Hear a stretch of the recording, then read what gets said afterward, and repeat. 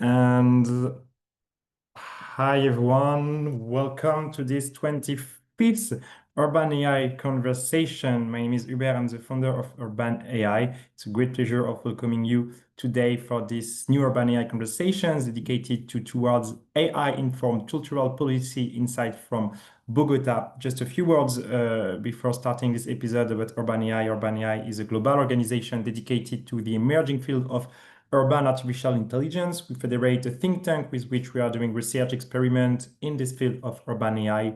Also a community of today more than 200 international global experts dedicated to this field, working at the intersection of AI and cities. And lastly, an academy, an urban AI academy to help urban stakeholders in their AI and urban AI projects. And as part of our initiatives, we are regularly, weekly actually, organizing urban AI conversations during which international experts can present, discuss their latest papers, research, or projects, as it will be the case today. And for this 25th urban AI conversation, we have the great pleasure of welcoming Natalia Sefair López, who is advisor for international affairs and cooperation at the Secretariat of Culture, Recreation, and Sports of Bogotá, and Diego Maldonado, who is director of the Observatory of Culture and Cultural Knowledge Management at the Secretariat of Culture, Recreation, and Sports of Bogotá. We will first have a 15-20-minute presentation from Natalia and Diego on how the City of Bogotá is integrating AI into its cultural policy. And then we will have a discussion to explore further this topic. And if you have questions, comments you want to share, feel free to use the chat. And as usual, I will also share your remarks during this Q&A, during this discussion. Natalia, Diego, the floor is all yours. So thank you very much, Hubert, and everybody that has joined for this nice talk. It is a pleasure for us, for Diego, and for me, and for the Secretariat of Culture, Recreation, and Sport of the City of Bogotá to be here with you today and to share with you some of the advances and the challenges that we have been working on regarding the use of AI in some of our projects. That it has been a very helpful tool, so it would be great to share it with you. As you just say it in a few words, this presentation we will be doing it with Diego in two voices, and we will happy to answer any questions if you have some regarding this. So I will start. I will take the floor on the floor first, and to give just a part of the context of what Diego is going to tell in detail, and for everybody that it's online here can know what we are going to talk about. As just I said, we are going to expose two of the main projects that the Secretary of Culture, Recreation of Sport that it's part of the City Hall of Bogota has, and some of the big products and results that we have in those two big projects using AI. So just to let you know, as a part of the research and studies process of our secretary, we are going to also talk about, like I just told you, two analytical processes that were carried out and that it incorporated automated file and data processing using AI tools in the methodology. This strategy helped accelerate timelines as well as optimize and enhance the potential for obtaining the results that we were searching for. Next, please.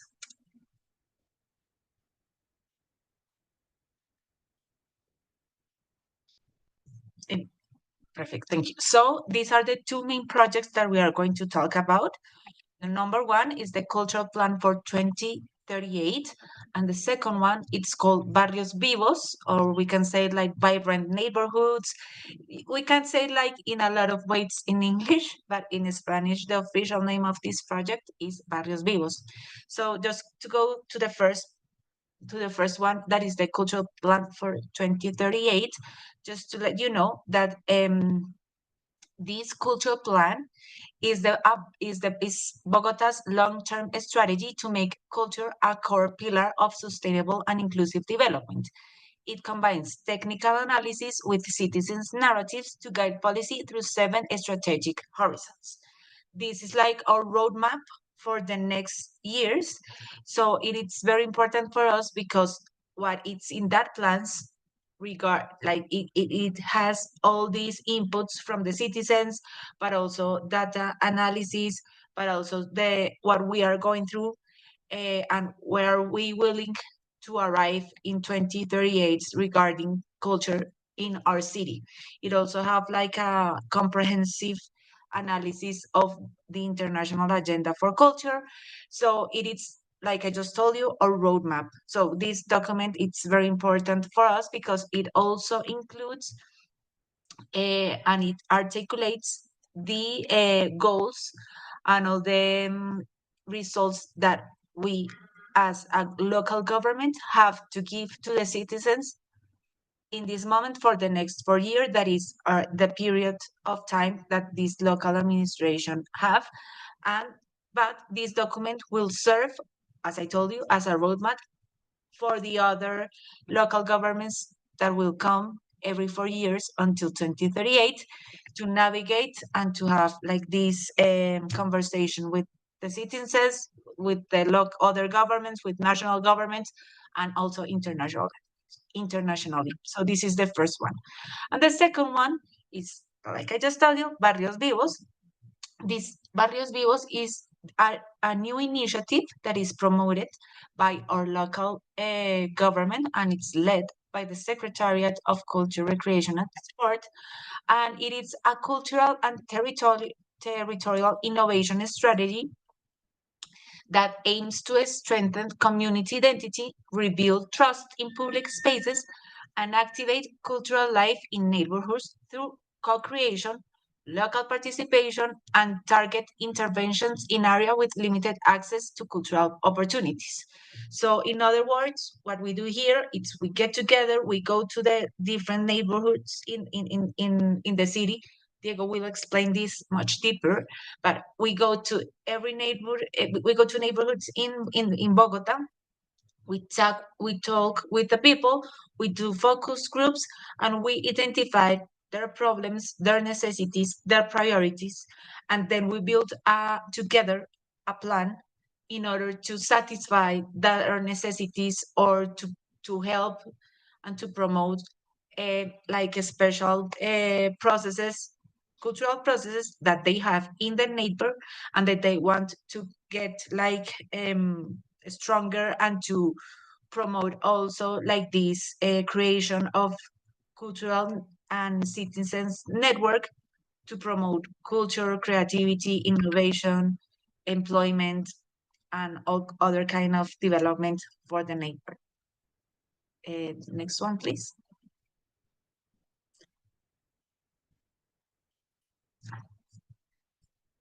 Sometimes it's a little bit. Yes, so I will give now the floor to Diego, so he will go deeper on how we use AI in these two processes that I just told you. Thank you. Okay, so in 2024, last year, we had a purpose in our minds and hearts. We set ourselves the challenge of producing more meaningful and actionable cultural data that will enable better decision and strengthen collective action in Bogotá. For that, we explored the use of AI models, big data, and automated processing to accelerate insights and put useful information in the hands of decision makers and the people. So I will present you two innovative experience where AI has been used to support participatory planning and cultural decision making in Bogotá, as Natalia told you in the last slides. And we have one idea that is important. We show you not only a story about technical experiments, but it's a story about how the culture can change people's lives for better through the information, data, and most important, conversations.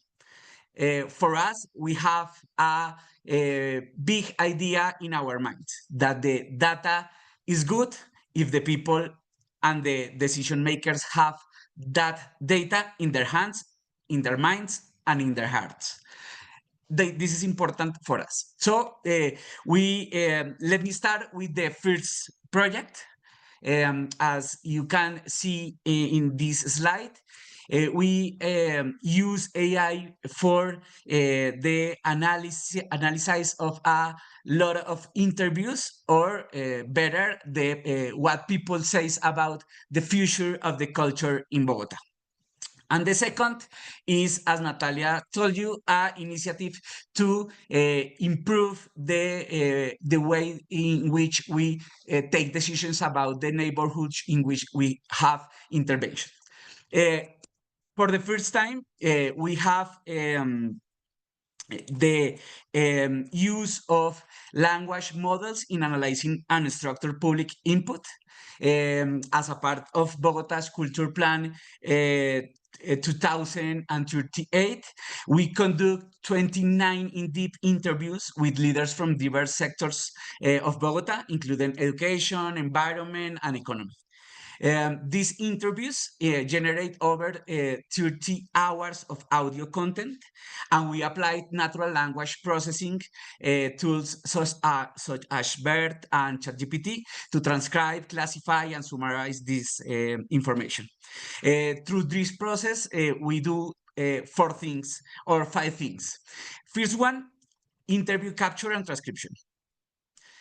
We began by capturing 29 interviews with diverse cultural stakeholders, leaders from public institution, private organization, academy, community groups, and citizen and opinion. I don't know how to say that. It's like a opinion or bigger stakeholders in Bogotá. And we do a more efficiently process of transcription. Not only one person hear the audio and write that information. We use a lot of software to transcribe in a short time these interviews. So that is the first thing that we do. Second, we do a contextual characterization of each participant. This is important because we do like a wisdom context. Having transcription alone was not enough. We needed to help our AI tools understand who was speaking and from what perspective.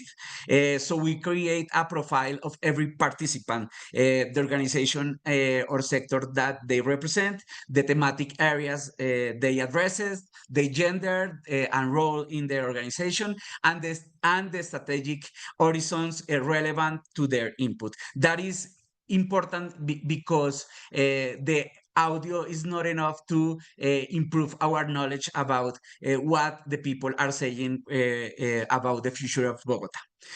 This step provides essential context, allowing us to tailor the analysis and ensure that insights reflect the diversity of voices in Bogotá, in Bogotá's cultural ecosystem. That is the 2 step. The 3 big or important idea is that we create a structured prompts and AI processing. We use automated prompts with natural language processing models, essentially asking the AI specific a structured question about the content and of each interview. For example, what were the key issues raised under each strategic horizon? what opportunities, strengths, or tensions did the participant mention? What sentiment did they express about particular topics? So we ran these prompts, we program across all interviews, ensuring consistency and scalability of the analysis. This is important because we share the interviews with key information about the strategic horizons that we need to improve in their knowledge. The fourth step was a structure in multi-level synthesis of finding this analysis. We, after extracting these detailed insights, we organized them into 4 progressive levels of synthesis, as you can see in the slide. The first level was individual interview conclusions. We have one or the best conclusions for each participant. At level 2, we put this individual interview conclusion in thematic summaries.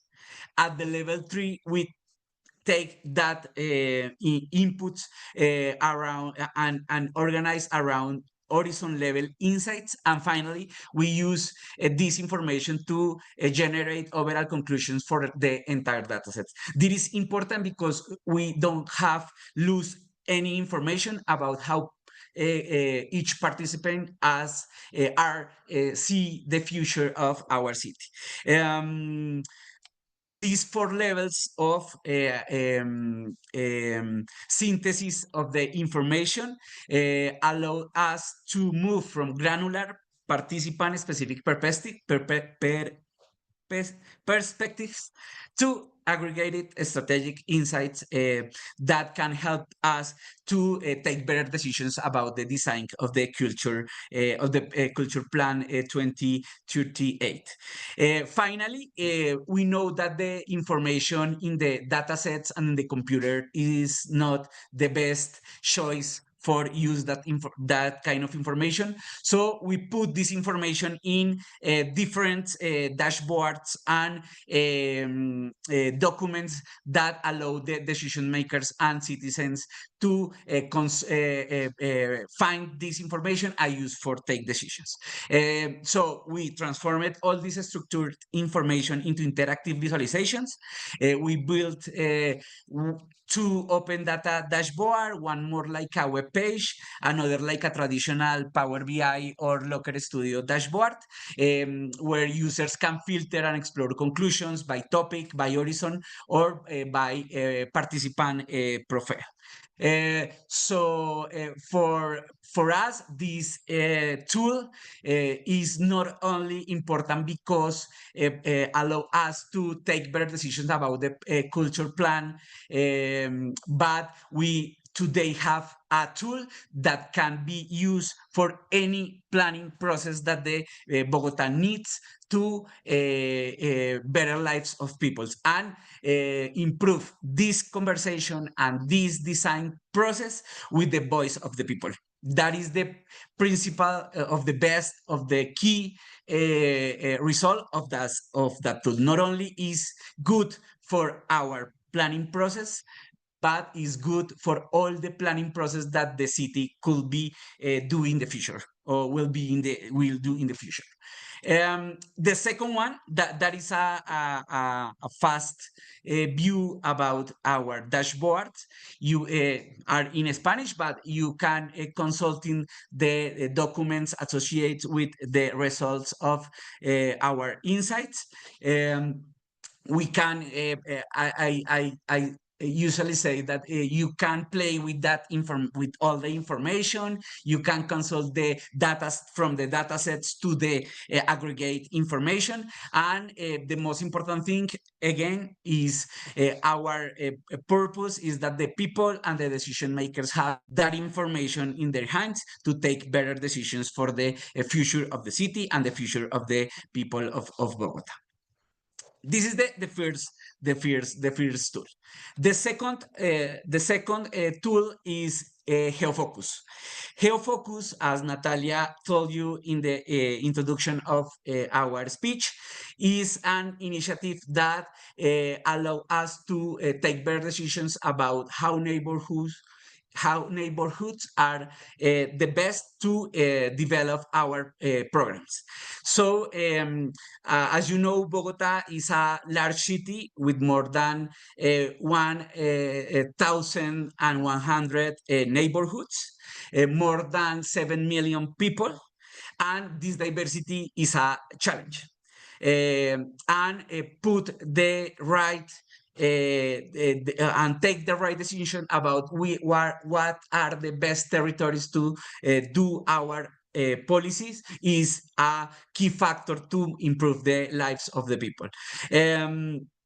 Through GeoFocus, we integrated more than 30 layers of geographic and social data, such as cultural infrastructure, access to mobility, and socioeconomic indicators. This is important because we see the culture, or we define the culture not only as the artistic expressions, but culture is through the kind of people have relationships with other people. Elements of social capital like trust is important to develop or to design better public policies for the people in Bogota. So we integrate these layers of geographic and social data, and this kind of tools are developed by us in 5 or 4 principal or key steps. First one is that the tool allow us to select the variables that matter the most, as you can see in the left of your screens. We can take each layers of geographic and social data, and you can select what of that data you want to use to prioritize the neighborhoods of interventions. So you can use, for example, a neighborhood culture infrastructure, rates of cultural participation, safety indicators such as homicide rates, indicators from our civic culture index is a tool or an index that we produce in the Observatory, and even in distance from the homes, for the people's homes to public transportation. So you can select that data sets, and after that and it is important because you have or you can have flexibility about what are the principal topics or categories that you want to use to prioritize that in neighborhoods. This is important. You put the information in the tool, and as a decision maker, you can say, for me is more important security topics, but for Natalia is more important the cultural infrastructure. This is important because all the process have some specific context that is important to recognize for the design of the different initiatives in this case. So first step, you can select the variables that matter the most. After that, you can assign directionally and weight of that variables. You can, if you see this is a video, as you can see, you can put from the left to 0 to 100%, you can assign a weight for the variable. So you can say that for me, it's important the cultural infrastructure and the distance or the distance from home to the public transportation. But between these two variables, you can assign different weights. For example, for the cultural infrastructure, you can assign a 19% importance, but for the other topic, you can assign 20. And this is important because you have important topics, but inside important topics, you have two different weights of that kind of information. So this kind in this step allows to the policymakers that can easily customize their prioritization model based in different strategies, and is a better choice to improve the different element that as decision makers to take for their decisions. In the step number 3, you can use this prioritize for ranking the neighborhoods. So I want to show you in this video how the tool do that. So you select the variables, assign the weights, and after that, we use the Gemini API to put the neighborhoods in a ranking from these variables. So the 1,100 neighborhoods of Bogotá are ordered through these variables. And the tool assigns a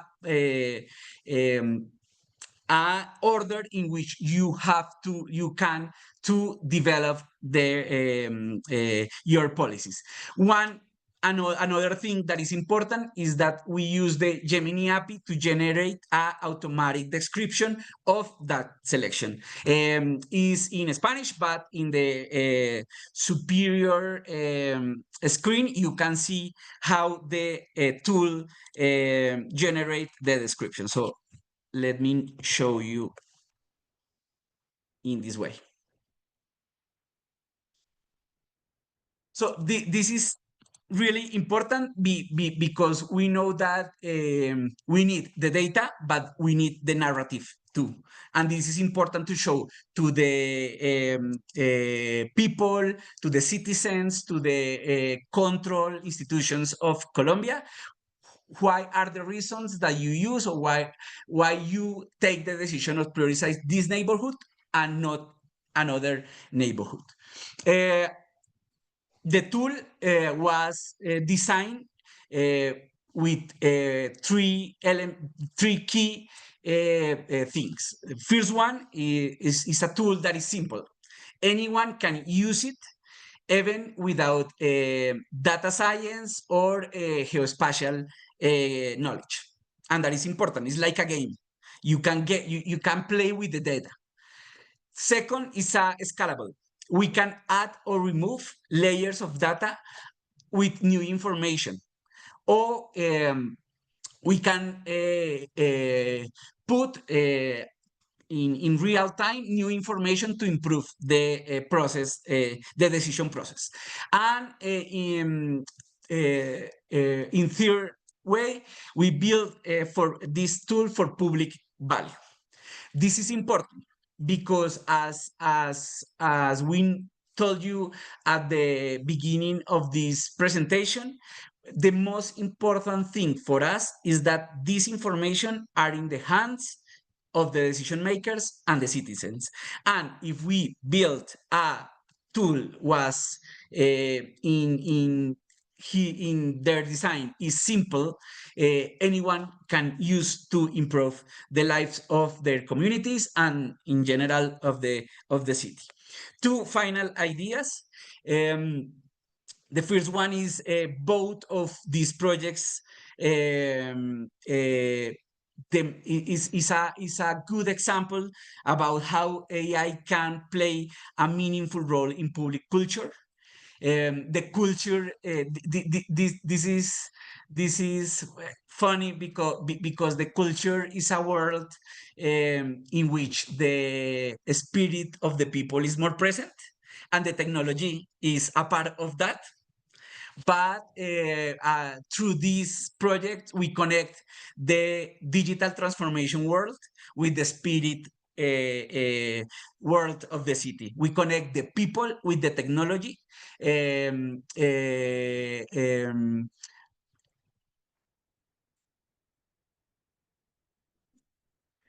With one simple purpose, is that the people can have better lives through the culture.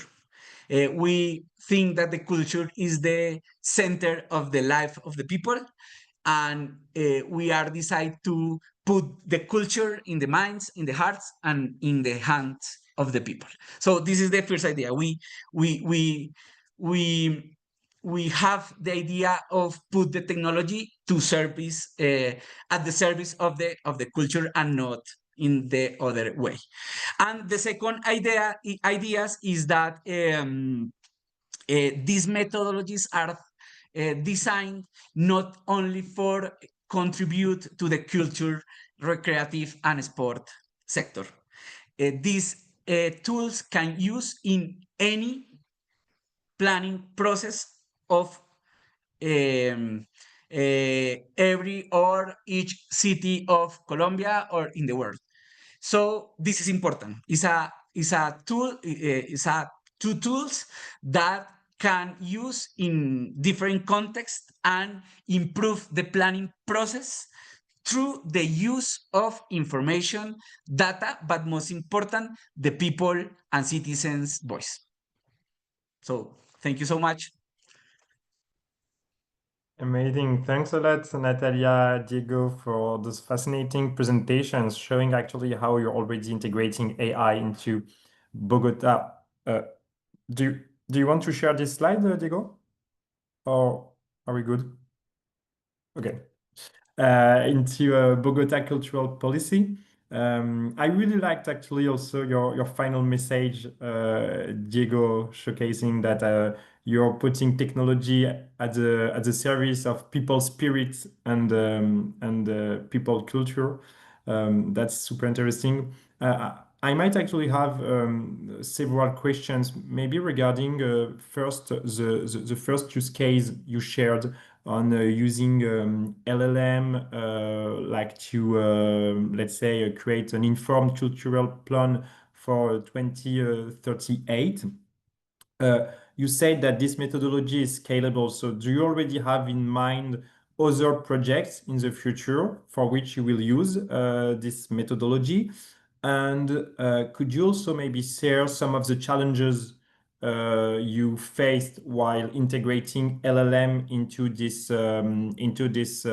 project? You mentioned some of them, like the need to specify each interviewed features like gender, like his also position, because it wasn't it's not possible to have access to this information through the interview. But do you see other also challenges that other municipalities or stakeholders should be aware of before integrating such technology into like planning in a sense? The answer for the first question is we use the process of the culture plan for the transportation system of Bogota. We have a integrated transportation system that is called, the name is Transmilenio. It's like I don't know how to say, Natalia, buses articulados in English. Articulados is like The articulated buses that are the ones that we have two buses, but they are connected with like one accordion. yes. So we do a participatory process to find insights about how the people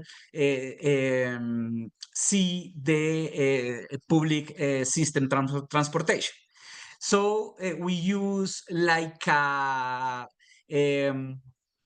analogic dispositives to receive the information of the people, and we use this information that is words in papers or little points put in some of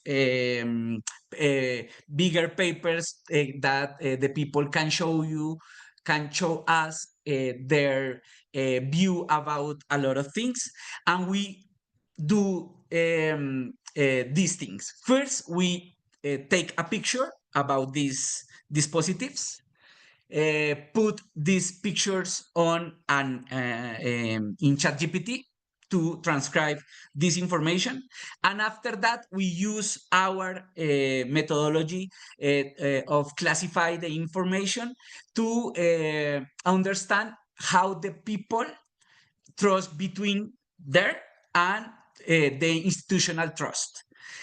So we use this methodology the last 3 months to understood how the people travel through these transportation systems. And for the future, we are thinking about a similar project, but with the metro or the subway systems. Yesterday we have a conversation about that, and I don't know if we can name that like a subway because it's not sub, but it's a metro system.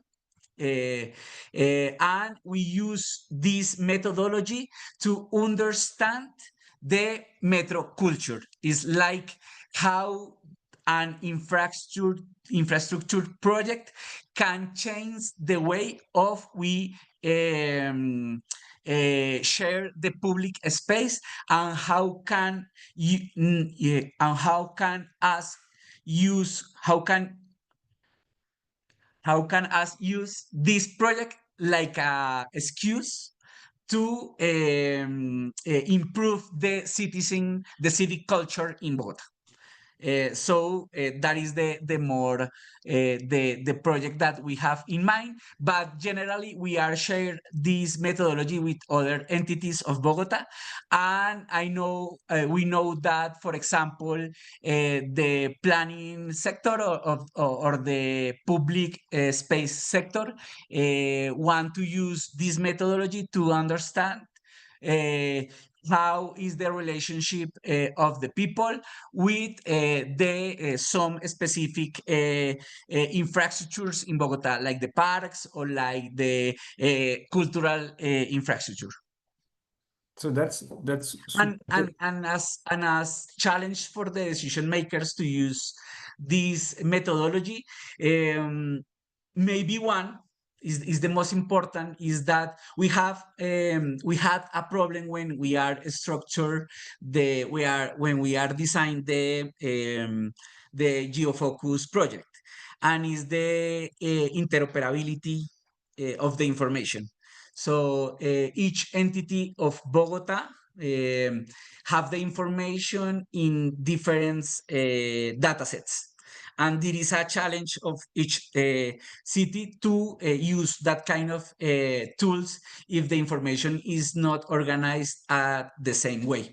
That is a bigger challenge of this kind of projects. And maybe as at UNESCO, maybe you discuss this kind of thing, is the ethical challenge about the use of AI in this kind of project.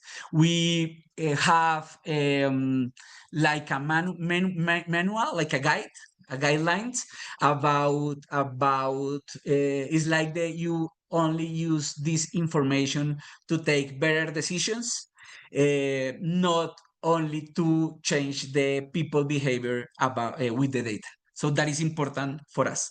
You have to use this data to better lives of peoples, and you have to take a lot of care with if you want to use this information for another purpose. So we have the same ethical discussions about the AI that you maybe have in the UNESCO conference. Super interesting. So it really means that actually you're building, I mean, the city of Bogota is building a kind of methodology vision for your secretariat, but also you shared it like for other offices, for other departments, where you want to use generative AI to be closer to your people with this methodology that you might replicate, actually. You are actually already replicating. Yes, I want to share with you that we are not only share with other entities, but with the citizens organization or communities. For example, in Bogota, we work with a foundation. It's called Corona Foundation, and they have an initiative called in Spanish is like a Bogotá como vamos, but in English is like a Bogotá how's going. Something like that. Is a initiative that do accountability initiatives of the public sector in Bogota, and we share with they this initiative, particularly the geofocus project, because they develop a lot of projects in the sector of education and employment, and because their budget is limited, they need to improve the prioritization territories in which they want to put their resources in action.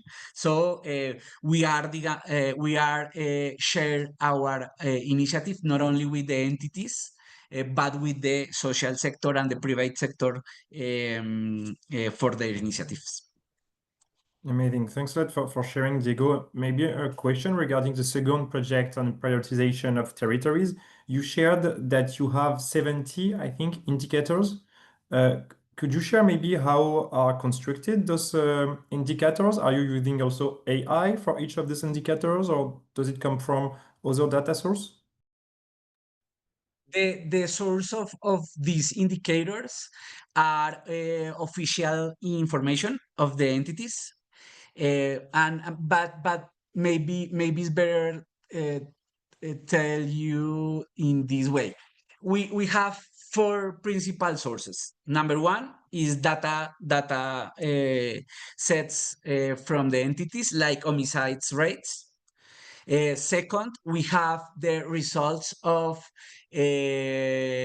citizen service. It's like the service similar to work value service and social capital service that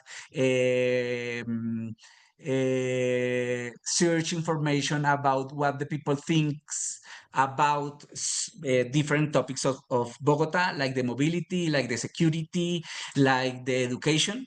This service do questions like, how do you think about the public sector in Bogota? How do you think about the mayor? How in which level are you proud of the city? So we use that second source of information. The third source of information is the qualitative methods of investigation, like focal groups or structured interviews. And the last is like technology. For example, you use primary or secondary source of technology, for example, security cams that are allowed in the city, or we use drones to take pictures of specific territories of Bogota, or use 360 cameras to take a better look about one phenomenon and a specific territory. So the sources are primary and secondary, and have these four principal sources. We have an idea back of that is to create a data warehouse to allow us to take like a 360 vision of the problems. So GeoFocus take that for a source of information and put in service of the prioritization process. And how is used LLM in this case? Like, because you explained that it's by ranking depending on like the let's say coefficient we put, but is it like by generating the description, or is it at another level that you're using LLM in this specific case?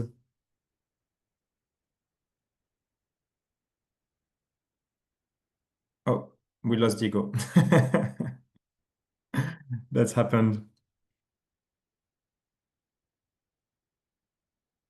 So maybe in the meantime, Natalia, would you like to share in a sense the vision you have on integrating AI like more broadly into like the Secretariat of Culture, Recreation and Sport? Like Diego explained briefly that it's about connecting and amplifying the people's spirit, the culture, but I would really be interested in hearing more about like your long-term vision, because you're already very proactive on using this technology.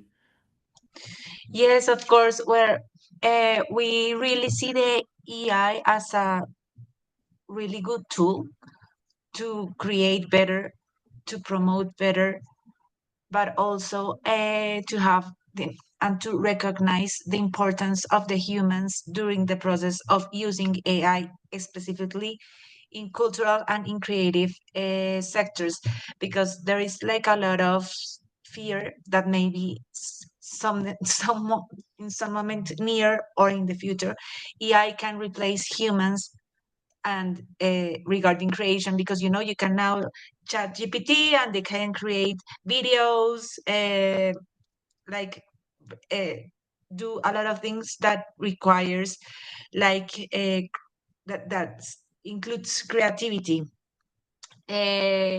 So some from the secretary, we recognize like these challenges and these like fears, but we really want to use it, and we are trying to use it. Like I told you, recognizing the importance of the human, like of the brain of the human, in using the AI tools. So everything what we do with AI, it is supervised, it is controlled, it is verified, it is reviewed by the human teams that like promotes and guarantees that how we are using it is the like the best way to do it. But we really believe that it's a very useful tool to facilitate some processes. For example, in the just the two projects that we have already exposed, but also in other processes that we are including in them, but also recognizing this challenge that I talk about in our last conversation in France. That is how we can regulate the EI and recognize also the copyrights, like the future with no doubt will include AI in like all the sectors, all the processes. So we are, as I told you, willing to use it, but use it always like highlighting the human participation, and also being very like accurate in the regulation and in the ethic way to use it in different processes for the cultural sector. Super interesting.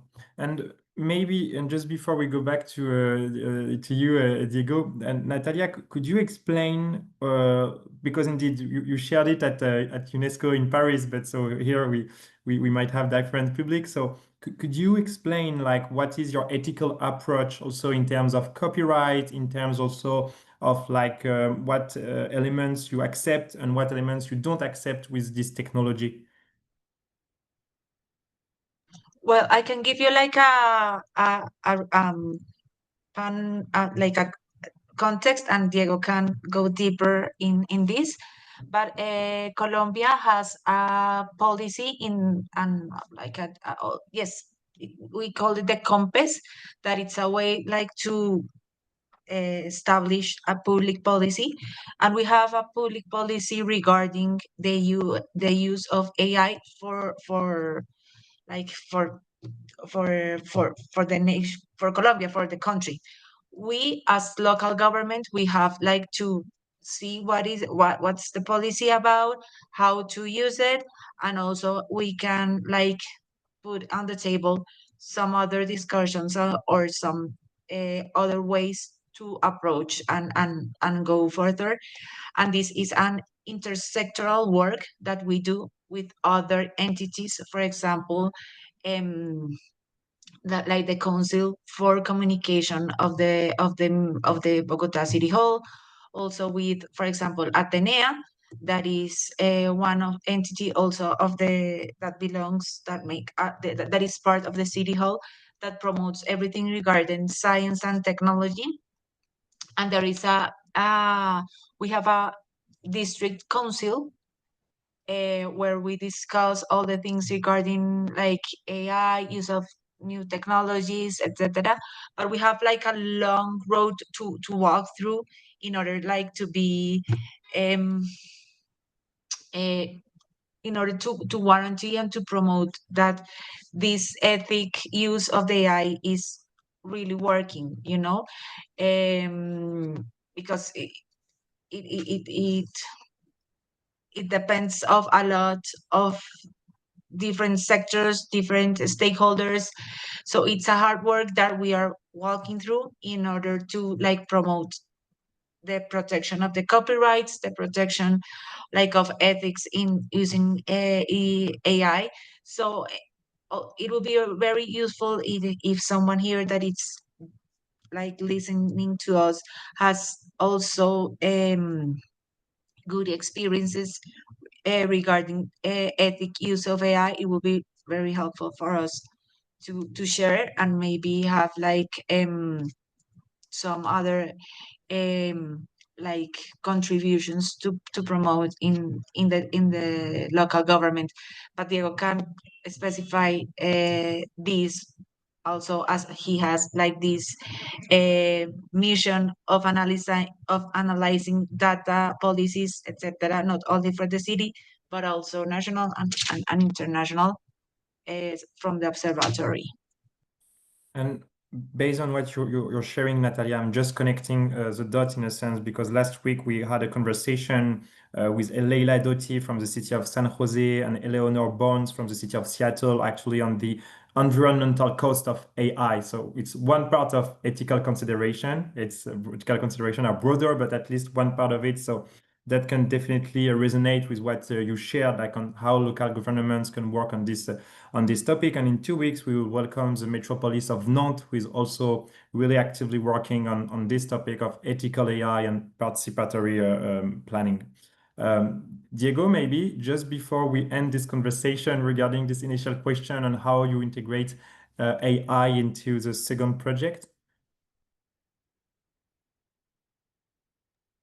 Okay, I want to share one idea more about the ethical thing. And after that, I answer this question. And one thing that is beyond of the law and the regulation things. We use this phrase is like we don't left alone the machine, never. because that is a important thing for us to maintain the human control of all the process, and that is important for us. The machine is never been alone, and this is important for us. About the last question, we put we use the LLM in the two projects in two ways. In the second, that is GeoFocus, we use the LLM to help us for automatically produce natural language summaries that explain the results. We use we do this thing. The prioritization of the list of neighborhoods is calculated using a numerical, statistical, and arithmetic algorithm based on a matrix multiplication. And the LLM analyze the data, weights, types of prioritization, and the variables descriptions to generate a narrative summary of the prioritization selected by the user. So this kind of summaries allow us to answer questions as what variables were selected, how were they weighted, what does the prioritization imply for decision making. So we use the LM for wide range of authors, helping us to communicate complex data process in a understandable language. And for the first project, this is important, we use the LM in a different way. In this case, we use the LLM to process large volumes of unstructured text. That is the transcription of the interviews. Yeah, and specifically, we design structured prompts to extract key insights from each interview, to automate the process running these prompts across all interviews using Python. And use the LM not just for simple summaries, but to synthesize multi-level findings, classify themes, and generate clear conclusions at both granular and aggregate levels. So we use the LM in different ways for the first project, but the second project. In the second project is more to help us to produce natural language summaries that explain the results in terms of the variables and the way that we use to select the territories. Super interesting, which also align actually with the goal you shared of like being closer to different stakeholders, not only the population, but different stakeholders. I really like the principle you shared. We never leave the machine alone. I think it's a very nice one, understandable and powerful, actually, very powerful one. Thanks a lot, really, Natalia. Machine Diego. is like a little kid. Exactly. They need constantly supervision. Exactly. And that's a nice way of seeing it, because usually, you know, we think that we are being supervised and monitored by the machine, but to reverse it is also super interesting. Thanks a lot, Diego and Natalia, for joining this Urban AI conversation. It was definitely fascinating to explore and understand how the city of Bogota is already integrating AI into cultural policies to create more informed, data-driven, participatory cultural policy. That's already the end of this Urban AI conversation. The recording will be available on our YouTube channel in the coming days, summary on our blog. And next week, we will have the great pleasure of welcoming the city of New York to understand how they are using, not actually using AI, but what are the strategic plan to become the AI applied capital, as they explain it. So take care and see you next week. Bye, everyone. Thank you so much. Bye bye. Thank you. Bye.